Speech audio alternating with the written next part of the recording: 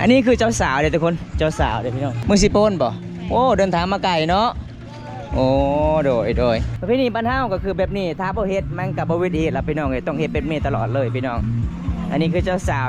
อันนี้ก็คือเป็นขาเชียนสอดแล้วก็มีกระโตมีถ้วยไปพร้อมเลยพี่น้องเอ้ยประเพณีบ้านเฮางานแต่งชุมเผาบรูมังกองเมืองนองแขวงสะแนเขตเจ้าสาวเป็นมาแล้วมาหอดจดถึงหลังจากนั้นเขาเจ้าต้องเข้าในตูบในน้อยหรือว่าหางในน้อยเด้อทุกคนประเพณีบ้านเฮาเด้อพี่น้องหมู่บ้านเขาเจ้าก็มาตำลังแบบเขาเจ้าเดินทางมาจากเมืองสิโปนบ้านนรวยเมืองสิโปนเดินทางมาไกลเลยทุกคนเลยหมู่บ้านเจ้าบ่าวมาผู้สาวก็คือต้อนรับเป็นอย่างดีเลยทุกคนเขาเจ้าเอานำมาต้อนรับแบบหมู่บ้านเจ้าบ่าวมาเลยพี่น้องแบบนี้ล่ะพี่น้องประเพณีบ้านเฮาได้อันนี้คือสาวจังกับสาวเพอเลยทุกคนเขาเจ้ากลับมาซอยเวียกซอยงานก็เลยให้น้ำกินก่อนหลังจากนั้นก็คือเขาเจ้าต้องเฒ่าแก่ในโฮมทั้งสองฝ่ายเว้าให้ถึกต้องปองดองกันหลังจากนั้นก็คือเขาอยู่บนตูบที่ชาวบ้านเฮ็ดให้เลยทุกคนเดินทางไกลเนาะสาวน้อยเนาะอันนี้ก็คือน้องสาวน้อยเพิ่นก็หลังจากเข้าแล้วเพิ่นก็สิอ่องกระต่ายใหญ่เลยทุกคนกระต่ายใหญ่สำหรับถ้วยแล้วก็สำหรับศีลเขาเจ้าไว้จุดนี้พี่น้องเห็นบ่มื้อนี้ก็ละลายคนเขาเจ้าก็มาต้อนรับเป็นอย่างดีหมู่บ้านเจ้าบ่าวมาฮอดเฮือนฮอดศาลฮอดบ้านฮอดเฮือนแล้วทุกคนต้องแบบนี้ล่ะพี่น้องเอ้ยสุมเผาบรูมังกองบ้านแกงอะลองจัดงานแต่งหรือว่างานดองบ้านเฮาอันนี้ทางพี่น้องในสามหมู่บ้านแกงอะลองเขาเจ้าก็มาต้อนรับหมู่บ้านเจ้าบ่าวมาเด้อทุกคนเห็นบ่เขาร้องเท่าไหร่ซะหน่อยนี่6 ล้านโอ้6 ล้านกีบ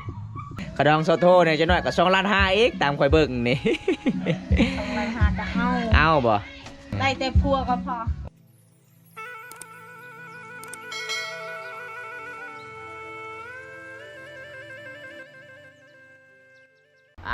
กับสวัสดีทุกคนสบายดีบรรยากาศยามตอนเช้าทุกคนเลยมื้อนี้บอมตาการมีข่าวดีๆพี่น้องไอสิพา FC ดีครับชมประเพณีงานแต่งสุนบทลาวหมู่บ้านแกงอาลองมื้อนี้บอมตากาสิพา FC ดีครับชม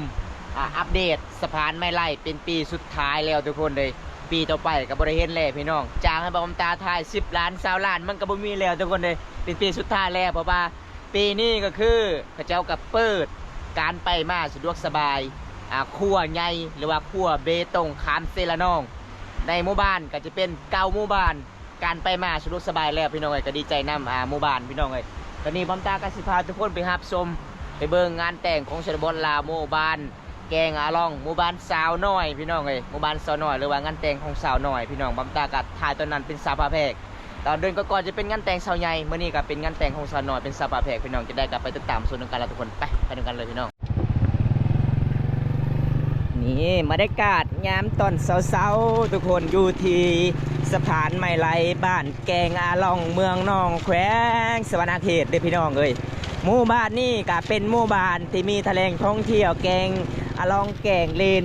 เพราะว่าเขื่อนเซละนองก็จะเป็นเซละนองแล้วทุกคนเลยเซละนองจะมีเขื่อนนะทุกคนอันนี้ก็คือความยาว270 เมตรชาวบ้านเฮ็ด1 วันสำเร็จไปด้วยดีพี่น้องเอ้ยแต่ละปีชาวบ้านก็เป็นความสามัคคีตอนยังบ่มีสะพานใหญ่หรือว่าสะพานเบตงปีนี้ก็คือมีสะพานเบตงปีต่อไปก็บ่ได้เห็นแล้วสะพานไม้ไล่เด้อทุกคนเลยบ่เห็นแล้วพี่น้องมื้อนี้ก็คือการไปมาก็สะดวกสบายเขาเจ้าก็บ่ได้เก็บเงินแล้วเพราะว่าเขาเจ้าจุการเก็บเงินทุกคนตามตอนเช้าๆฝนฟ้าอากาศมันก็สิมืดครึมน้ำก็สิคุ้นๆแน่เพราะว่าน้ำเส้นรองฝนตก2-3 มื้อที่แล้วเด้อทุกคนบางคนก็อาบน้ำบางคนก็ใส่หม้อหาอยู่หากินตามชนบทสุมเผาบรูมังกองบ้านเฮาได้เจอเคยไงอายุบอลตาทางเขาเจ้าว่าหมู่บ้านจะเบามาเลยบอก็เลยน้องๆบอกว่ายังไม่ทันดีมาเด้อทุกคนเลยนี่บรรยากาศยามตอนเช้าเดี๋ยวก็ไปรับชมน้องกันเลยทุกคน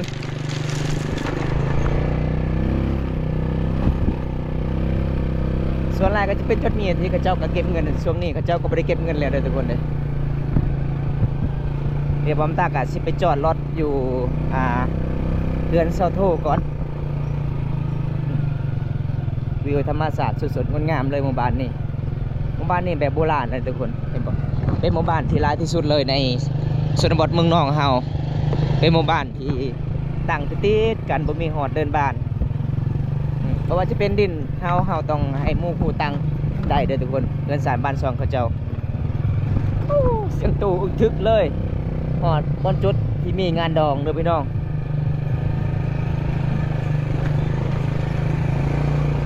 เดี๋ยวผมตากะสิไปจอดรถอยู่บ้านซอโทก่อน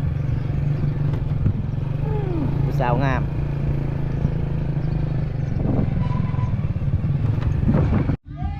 ตอนนี้บอมตากะเข้าสู่บ้านแกงอะลองเลยพี่น้องไอ้มาเขตนี่จะเป็นงานดองได้เป็นเสียงตู่อึก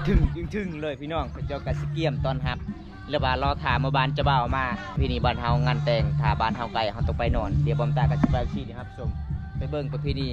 งานแต่งชุมพรบรูมังกรหมู่บ้านแกงอะลองเมืองนองเทศบาลเขตไปนำกันทุกคนอันนี้คือเทศบาลอยู่ที่แกงอะลองเมืองนองบ้านเฮาบอกเป็นสายบ้านสองเขาเจ้าก็จะเป็นแบบโบราณจะเป็นบางคนมีเฮือนน้อยบางคนมีเฮือนใหญ่พี่น้องบอกพี่น้องธรรมศาสตร์อุดมสมบูรณ์เลยจะว่าบ่สบายว่าแม่นจะอกหักบอกข่อยมาเมื่อนั้นน่ะ ไหนยิกนะ โอ้พี่น้องเอ้ยมาเยี่ยมมายามน้องคือเก่าสบายดีอยู่บ่มื้อนี้เป็นจังได๋มื้อวานมื้อซืนนี่ก็เห็นเจ้าบ่สบาย11 โมง12 โมงก็ยังบ่ตื่นช่วย เจ็บหัว เจ็บหัวบ่มื้อนี้ก็คือมีงานดองผู้ใดมื้อนี้น่ะ นางน้อย นางน้อยสาวน้อยเป็นสาวพาแพรคุณบ่เขาร้องเท่าไรสาวน้อยนี่ บ่ บ่ฮู้คือกันบ่สาวใหญ่เท่าไรสาวใหญ่ เสีย6 ล้านเนาะ 6 ล้านโอ้6 ล้านกีบป่าทุกคนเลยสั่งมาหลายเถอะเนาะ6 ล้านกีบเนาะ มาคืน6 ล้านขอ85สาวน้อย15 ล้านสาวใหญ่ก็คือครับ6 ล้านเอาพี่น้องไอ้สาวบ้านแกงอะล่องผู้ใดยังเอาขะดองถึกๆมาเอาบ้านแกงอะล่องเด้อ ขะดองโซโทเนี่ยจะน้อยก็2 ล้าน 5อีกตามข่อยเบิ่งนี่ 2 ล้าน5จะเอา เอาบ่ ได้แต่พัวก็พอ อ๋อได้กับพวกก็มีอบอุ่นเนาะใกล้สิฮอดหน้าพ้นเด้มันเริ่มหนาวเลยเด้อากาศบ้านเฮาทางนี้ก็บ่ทราบบ่ทางนี้2 คนน่ะ ในห้าง โอ้ เอา ไอ้หมอ มีแต่ผู้สาวบอดเด้อโซโทว่าเด้อพี่น้องเอ้ยมีแต่คนงามๆเด้อบ้านแกงอะล่องอืมบ้านแกงอะล่องก็จิมีทะเลท่องเที่ยวหลายเสียงตู่ดังขนาดเนาะเขาพอดลำบงว่าจังหน่อยนี่บ่โอ้เจ้าบ่าวนี่มาจากบ้านใดน้องบ้านน่ะรวยเมืองพีนหรือว่าเมืองน้องเมืองน้องบ่โอ้ยเมืองสิโปนเนาะโอ้เอาทุกคนเลยไปเบิ่งงานแต่งมื้อนี้ เลยละสปอนเลยเหรอเห็นเจสปอนหมดมา แต่เสียดายเขาเจ้าไปกลับเนาะบ้านไกลแต่ไปกลับบ่มีงัวทุกคนมีติแบภาษาไทยเอิ้นแพะเด้อทุกคน ทำมาได้ ไม่ได้เจ้ามื้อนี้บ่ได้ไปร่วมงานแต่งของมื้อนี้บ่ ไปคือกัน ไปคือกันหลังจากมาเที่ยวกับผู้บ่าวไทยวันนี้เมื่อยบ่ไปจากหมู่บ้านวันนี้นะจะพาหนุ่มไทยไปเที่ยวนะ 3 3 หมู่บ้านเลยหมู่บ้านยังแน่ บ้านอาตานปะโตยแล้วก็บ้านฮาวา บ้านอาลา แล้วก็บ้านโซย ผู้บ่าวไทยมาจากคนวันนี้เขามาจากคน 2 คนบ่มีแต่คนรอๆเอามียังอีก ยันถึงสเปคแล้วโซโทนี่ฉันก็ทามารอยิ้มตลอดเลยรอหรือบ่รอ บ่รอ ฮะ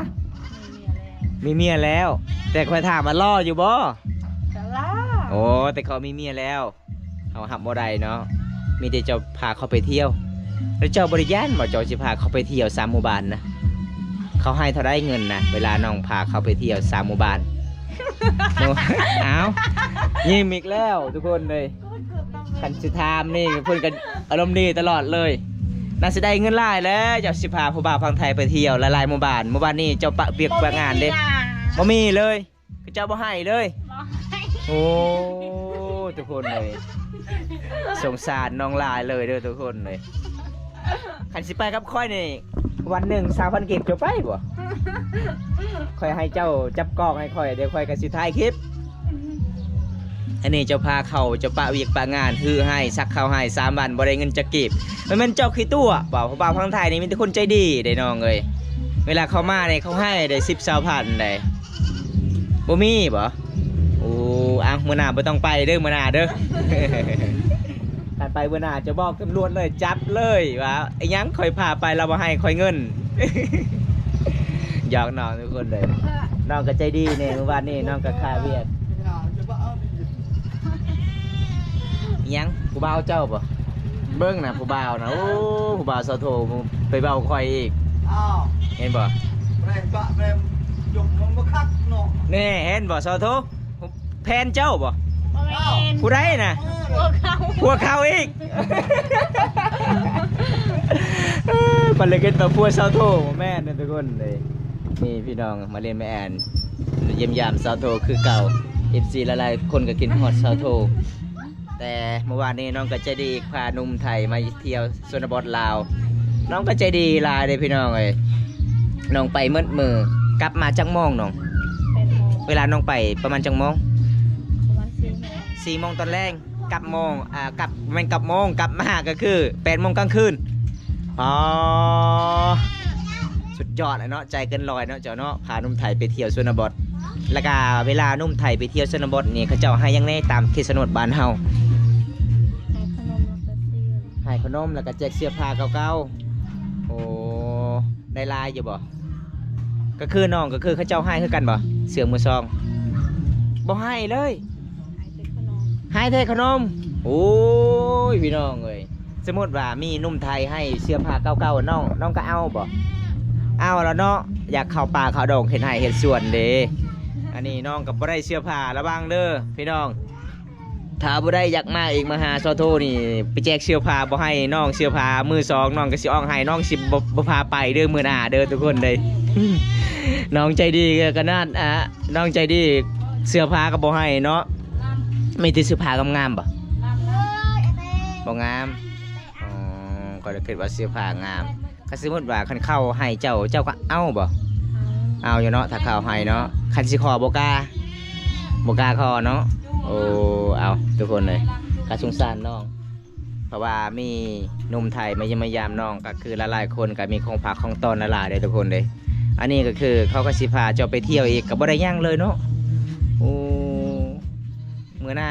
น้องสิไปบ่หรือว่าเศร้าเลย บ่ฮู้คือกัน บ่ฮู้คือกันถ้าบางเวียกก็ไปถ้าบ่บางเวียกก็บ่ไปเนาะโอ้เอาทุกคนน้องคนนี้ใจดีถ้าผู้ใดอยากมาแจกเสื้อผ้ามาแจกมาทำบุญน้ำกันก็คือมาหาน้องโทได้เด้อพี่น้องน้องโทก็สิพาไปเลาะไปเที่ยวรับชมเขตชนบทบ้านเฮาเฝ้ามังกรหลายๆหมู่บ้านถ้าสมเภาตะโอ้ยเพิ่นก็สิแปลภาษาอีกได้เจ้าก็เว้าได้ภาษาตะโอ้ยบ่เว้าได้อยู่เนาะวันนี้ก็คือน้องขึ้นไปบ้านเฝ้าตะโอ้ยอีกบ่มีจากหมู่บ้านเฝ้าตะโอ้ยนะ 2 หมู่บ้านแล้วก็สมเภามังกร2 หมู่บ้านหมู่บ้านเจ้ากับบ้านสิวึเด้2 หมู่บ้านเนาะกินข้าวกินน้ำแล้วบ่ไอ้มามื้อนี้ กินแล้ว ได้อาหารหยังกิน ไปกินเดี๋ยวเขาเห็ดดอง โอ้อาหารเขาวเห็ดดองมื้อนี้เขาแบ่งทั้ง3 หมู่บ้านหรือว่าจังไดเนาะแบ่งกันเนาะโอ้ ผู้สาวบ่ตามซิดน่ะบ่ สาว ผู้สาว ทางลาว โอ้อ้าวผู้สาวตะโอ้ยได้ลาวได้ฮะเป็นสาวตะโอ้ยบ่โอ้เพิ่นก็ตามซินเพิ่นว่าเมื่อยหลายอ้ายเอ้ยคอยพักผ่อนก่อนเด้อ ข้าวนี่ละหมา สาวโทเจ้าคือบ่ได้ตำผ้าทุ่งน้องคือบ่ได้ตำหูบ่เป็นบ่ บ่เป็น บ่เป็นเนาะจะเป็นหยังเป็นที่สุดนะ เป็นเต้น เป็นแต่เต้นไอเลิฟยูเป็นบ่ บ่เป็น บ่เป็นอีกแล้ว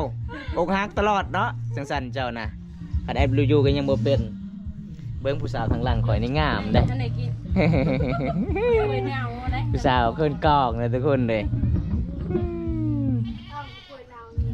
เอาลูกกล้วยเน่าอ่ะอีลูกกล้วยเน่านั่นกล้วยตายอ่ะมันไล่ไปลูกกล้วยเน่าเนี่ยเปล่า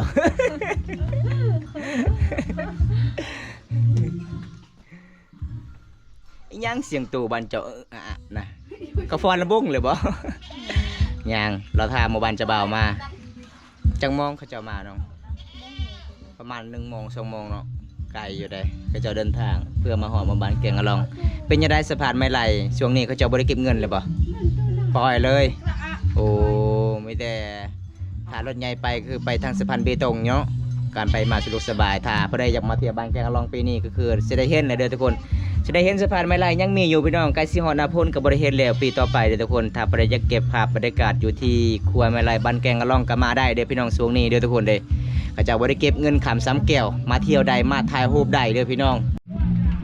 เอาทุกคนตอนนี้ก็คือหมู่บ้านจะบ้าวมาแล้วเด้อทุกคนเลยเขาเจ้ากลับมาฮอดจอดเทิงอยู่ที่บ้านแกงอาลองเมืองนองเขตสวรรณเขตบ้านเฮาพี่น้องมื้อนี้เขาเจ้าก็สิจัดงานแต่งของสาวน้อยเลยพี่น้องเป็นสาวพระเพกอันนี้คือเจ้าสาวเพิ่นก็ต้องอ่องอากระตาใหญ่ทุกคนเลยสาวบ้านเขาเจ้าก็มาละลายคนพี่น้องเลยบ้านน่ารวยเนาะโอ้โดยอันนี้คือเจ้าสาวเลยพี่น้องเห็นบ่เพิ่นกำลังขี่รถตอกอยู่พี่น้องสาวบ้านเข้ามาแล้วก็คือเขาเจ้าต้องเว้าถึกตามประเพณีฮีบ12ของ14สุมภามองกองหลังจากนั้นคือมาเข้าในห้างที่น้อยๆเลยทุกคน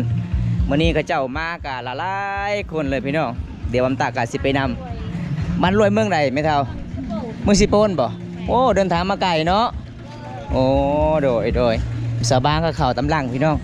อันนี้คือเจ้าสาวเด้อทุกคนเจ้าสาวเด้อพี่น้องประเพณีบ้านเฮาก็คือแบบนี้ถ้าบ่เฮ็ดมันก็บ่วิธีล่ะพี่น้องเอ้ยต้องเฮ็ดแบบนี้ตลอดเลยพี่น้องอันนี้คือเจ้าสาวอันนี้ก็คือเป็นขาเชียนสอดแล้วก็มีกระโตมีถ้วยไปพร้อมเลยพี่น้องเอ้ยประเพณีบ้านเฮางานแต่งชุมเผาบรูมังกองเมืองนองแขวงสวรรณเขตเจ้าสาวเพิ่นมาแล้วมาหอดจดเทิงหลังจากนั้นเขาเจ้าต้องเข้าใน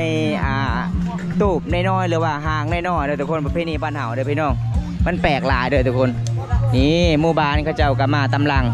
แบบเขาเจ้าเดินทางมาจากเมืองสิโปนบ้านน่ารวยเมืองสิโปนเดินทางมาไกลเลยทุกคนเลยทำบริเหตุมันก็บ่วิธีเหตุมันก็บ่แล้วเหตุเพราะว่าทางเจ้าสาวก็คือขึ้นเฮือนนี่พ่อแม่บ่ได้ถ้าเฮาเฮ็ดนี่แล้วก็คือขึ้นเฮือนนี่พ่อแม่ได้แล้วไปน้องตีนี้ต่อไปเด้อทุกคนมื้อนี้ผู้แซ่ผู้สาวว่าบ่แค่ว่าเจ้าก็มาละลายคนเลยทุกคนเลยนี่บอกประเพณีบ้านเฮาต้องแบบนี้เด้อพี่น้องเดินทางมาไกลแต่เมืองสิโปนบ้านน่ารวยเมืองสิโปนเด้อทุกคนสุดยอดลายเลยพี่น้องเพื่อมาถึงหมู่บ้านแกงอลองเมืองนองเขตสวรรณเขตกับบ่แม่นเรื่องง่ายเด้อทุกคนเลยสาวบ้านเขาเจ้าต้องอยู่จุดนี้ก่อนหลังจากนั้นเขาเจ้าต้องมาเด็กเสิร์ฟก็คือผู้สาวเขาเจ้าก็ซอยวิกซอยงานเขาเจ้าต้องไปส่งน้ำก่อนหลังจากนั้นเขาเจ้าต้องอยู่ห่างนี่ทุกคนเลยเวลาหมู่บ้านเจ้าบ่าวมาผู้สาวก็คือต้อนรับเป็นอย่างดีเลยทุกคนเขาเจ้าเอาน้ำมาต้อนรับแบบหมู่บ้านเจ้าบ่าวมาเลยพี่น้องแบบนี้ล่ะพี่น้องประเพณีบ้านเฮาได้อันนี้คือสาวจังกับสาวเพอเลยทุกคนเขาเจ้าก็มาซอยวิกซอยงานก็เลยให้น้ำกินก่อนหลังจากนั้นก็คือเขาเจ้าต้องเฒ่าแก่ในโฮมทั้งสองฝ่ายเว้าให้ถึกต้องปองดองกันหลังจากนั้นก็คือเขาอยู่บนตูบที่ชาวบ้านเฮ็ดให้เลยทุกคนผู้ใดก็หิวน้ำล่ะพี่น้องเดินทางแต่เมืองสิโปนก็บ่แม่นเรื่องง่ายเด้อทุกคนเลยบ้านน่ารวยเมืองสิโปนเดินทางไกลเนาะสาวน้อยเนาะ เพิ่นก็สั่งขอบซ้ำครัวแล้วพี่น้องเอ้ยอันนี้คือบอมตาก็เคยถ่ายตอนนั้นพี่น้องเดินทางแต่เมืองสิโปนขี่รถตกๆเลยทุกคนโอ้ยพี่น้องเอ้ยสุดยอดหลายพี่น้องสิ่งที่ปาบ่ได้นี่เด้อทุกคนเห็นบ่หม้อนี่สิ่งที่ปาบ่ได้เลยขาชิ้นสอดของน้องสาวหน่อยพี่น้องอันนี้ก็คือน้องสาวหน่อยเพิ่นก็หลังจากเข้าแล้วเพิ่นก็สิอ่องกระต่ายใหญ่เด้อทุกคนกระต่ายใหญ่สำหรับถ้วยแล้วก็สำหรับศีลเขาเจ้าไว้จุดนี้พี่น้องเห็นบ่มื้อนี้ก็ละลายคนเขาเจ้าก็มาต้อนรับเป็นอย่างดีหมู่บ้านเจ้าบ่าวมาฮอดเฮือนฮอดศาลฮอดบ้านฮอดเฮือนแล้วทุกคนต้องแบบนี้ล่ะพี่น้องเอ้ยสุเผาบรูมังกองบ้านแกงอะลองจัดงานแต่งหรือว่างานดองบ้านเฮาอันนี้ทางพี่น้องในสามหมู่บ้านแกงอะลองเขาเจ้าก็มาต้อนรับหมู่บ้านเจ้าบ่าวมาเด้อทุกคนเห็นบ่อยู่จุดนี้ก่อนพี่น้องเอ้ยมันสิเข้าเลยมันก็บ่ได้เด้อพี่น้อง